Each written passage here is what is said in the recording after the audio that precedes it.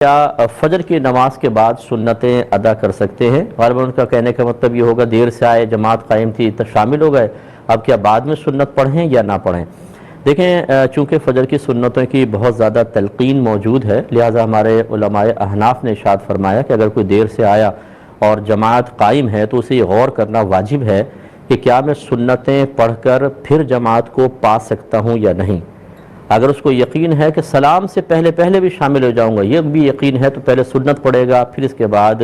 فجر کی جماعت میں شریک ہو۔ اور اگر یقین ہے کہ نہیں، اگر میں سنتیں پڑھوں گا چاہے کتنی ہی تیزی کے ساتھ پڑھوں، امام صاحب سلام پھیر لیں گے تو پھر وہ سنت ترک کر دے اور جماعت میں شامل ہو جائے، کیونکہ بہرحال یہ سنت ہیں اور جماعت واجب ہے، اور واجب کو سنت کے اوپر فوقیت حاصل ہوتی ہے۔ لیکن فجر کے جب نماز آپ پڑھ لیتے ہیں، اس سے لے کر اور طلوع آفتاب تک کوئی نفل نماز نہیں پڑھ سکتے ہیں۔ تو یہ ذرا ذہن میں رکھیے گا، جب ہم نفل کا لفظ کہتے ہیں نا، مطلقاً نفل، تو یہ فرض اور واجب کے مقابل آتا ہے۔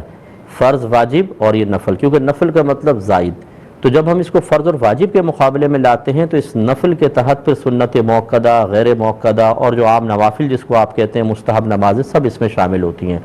لہٰذا جو فقہاء نے فرمایا کہ فجر کی نماز کے بعد سے لے کر، یعنی اگر اپنے جماعت ہو گئی ہے، ویسے تو فجر کے وقت سے ہی حکم یہ ہوتا ہے،